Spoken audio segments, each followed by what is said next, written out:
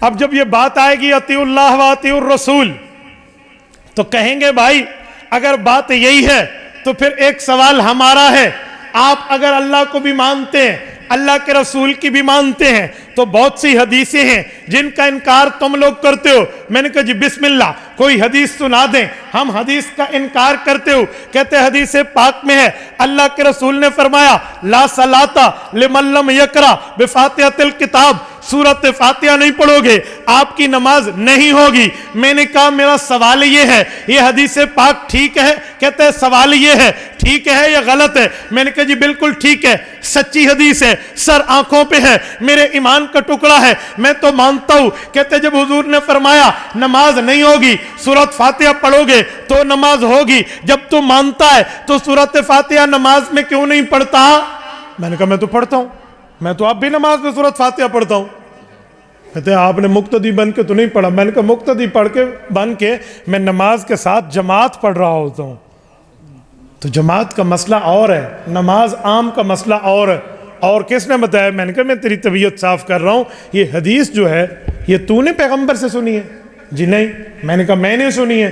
کہتے ہیں نہیں۔ میں نے کہا جس نے سنی ہے اس سے پوچھ لے اس کا مطلب کیا ہے۔ جو صحابی، جو میں نے شروع میں کہا نا لفظ گھڑی ذہن میں ہے نا تو دیکھنے والا بتائے گا، تو یہ حدیث حضور کے صحابی نے دی ہے، جا پیغمبر کے صحابی کی دربار پہ چلتے ہیں، اس سے فیصلہ کراتے ہیں، اے صحابی رسول، اے شاگرد پیغمبر، اے تلمیذ رسول، ہمیں بتاؤ، سناؤ، سمجھاؤ، ہمیں یہ بات دماغ میں بٹھاؤ۔ حضور نے فرمایا نماز نہیں ہوتی سورۃ فاتحہ پڑھو گے تو نماز ہوگی۔ اس کا مطلب کیا ہے؟ کھولیے جامع ترمذی جلد اول ابواب الصلاۃ، حضرت جابر ابن عبداللہ رضی اللہ عنہ صحابی ہیں، مجمع میں بیٹھے ہیں، حدیث پاک پڑھا رہے ہیں، پیغمبر کے صحابی نے حدیث پاک پڑھ دی ہے لا صلاۃ لمن لم یقرأ بفاتحۃ الکتاب، سورۃ فاتحہ نہیں پڑھو گے نماز نہیں ہوگی۔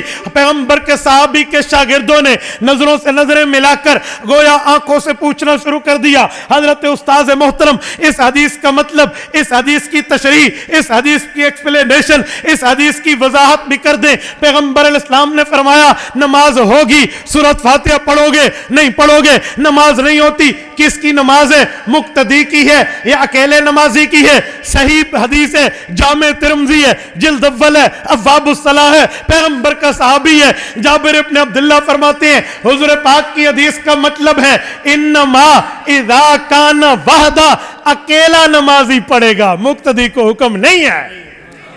میرے بھائی بات فائنل، تو نے مسئلہ وہابی سے پوچھا، میں نے مسئلہ صحابی سے پوچھا، مسئلہ وہابی سے پوچھ بات تیری سچی، مسئلہ صحابی سے پوچھ بات میری سچی۔ تھوڑا گزارا تھوڑا، حضرت میں نے ان کو شروع میں کہا ایکسیلیٹر پرہیدا، میں نے کہا اتنا بھی نہ چلے جتنا آپ نے سر پہ اٹھا لیا۔ امام ابو حنیفہ کوئی آپ کی چوک کی مسجد کا مولوی نہیں تھا، یہ پیغمبر کے صحابہ کا شاگرد ہے، یعنی اس کے پاس دلائل ہیں۔ اچھا میں ایک اور بات بھی کروں؟ کہتے جی ہاں۔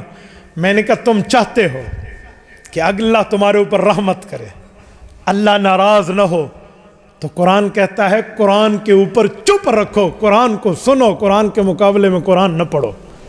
سورت نمبر 7 سورت اعراف آیت نمبر 204 رب کائنات فرماتے ہیں، فرمایا لوگو وَإِذَا قُرِئَ الْقُرْآنُ فَاسْتَمِعُوا لَهُ وَأَنصِتُوا لَعَلَّكُمْ تُرْحَمُونَ۔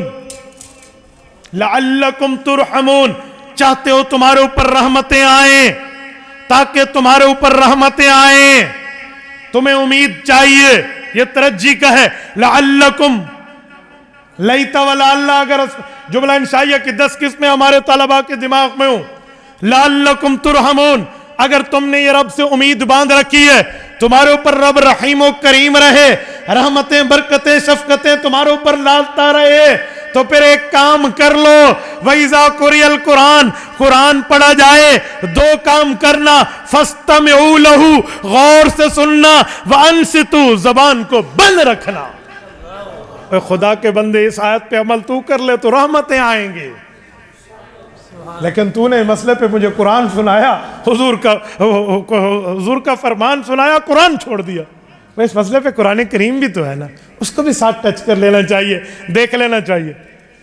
ایک شخص شاید کوئی آپ کے مجمع میں کھڑا ہو کے پوچھے مولوی صاحب قرآن کو سنو اور چپ رہو، تو چلو فجر کا، مغرب کا، عشاء کا مسئلہ تو حل ہو گیا کہ قرآن سنیں گے اور چپ رہیں گے، ظہر اور عصر کا مسئلہ کہاں جائے گا؟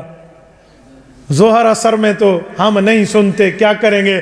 میں نے کہا بھائی تو مخلوق ہے، اللہ خالق ہے، تیرے دل میں جو ارادے پیدا ہو رہے تھے اس کا جواب اللہ نے پہلے سے ہی دے دیا ہے۔ کہا وہ کیسے؟ میں نے کہا نمازیں دو ہیں تو قرآن نے حکم بھی دو دیے ہیں۔ تفسیر مدارک کھولیے، امام نصفی رحمہ اللہ کی بات کو اپنے لفظ میں پیش کر رہا ہوں، نمازیں دو ہیں تو حکم بھی دو ہیں، ایک نماز سری آہستہ امام پڑھے گا، ایک نماز جہری امام اونچی پڑھے گا، حکم دو، نمازیں دو۔ فرمایا جب امام اونچی پڑھے فاستمعوا لہ، غور سے سنو، اور جب امام آہستہ پڑھے وانصتوا، بولنا پھر بھی نہیں ہے، چپ رہنا ہے۔ تو دو حکم ہیں، دو نمازیں، مسئلہ پورا ہو گیا۔ اچھا میں نے کہا میں پیغمبر کی حدیث پڑھ دیتا ہوں، صحیح مسلم جلد نمبر 1 کتاب الصلاۃ، رسالت امام علیہ السلام نے فرمایا انما جعل الامام لیتم بہ، امام کی ڈیوٹی سنو، مقتدیوں کا طریقہ سنو۔ یا رسول اللہ ارشاد فرمائیے، فرمایا انما جعل الامام لیتم بہ، امام اس لیے ہے اس کی بات مانو، فاذا کبر، امام تکبیر کہے، فکبروا، تم نے بھی تکبیر کہنی ہے۔ پتہ چلا تکبیر دونوں نے کہنی ہے۔ یا رسول اللہ ٹھیک ہو گیا، آگے ارشاد فرمائیے، فرمایا وَإِذَا قَالَ غَيْرِ الْمَغْضُوبِ عَلَيْهِمْ وَلَا الضَّالِّينَ، جب امام اکیلا سورۃ فاتحہ پڑھ لے، وَإِذَا قَالَ وَإِذَا قَالُوا نہیں ہے، تب میں نے ترجمہ اکیلا کیا ہے، جب امام اکیلا پڑھ لے فَقُولُوا آمین، تم نے آمین کہنا ہے۔ یا رسول اللہ ٹھیک ہو گیا، آگے فرمایا وَإِذَا قَرَأَ فَأَنصِتُوا، وہ قرآن پڑھتا رہے گا، تم خاموش رہتے رہو گے۔ صحیح مسلم جلد نمبر 1 کتاب الصلاۃ صفحہ 178۔ میرے بھائی پیغمبر کی صحیح حدیث ہے، یہ اطیع الرسول میں نظر نہیں آتا۔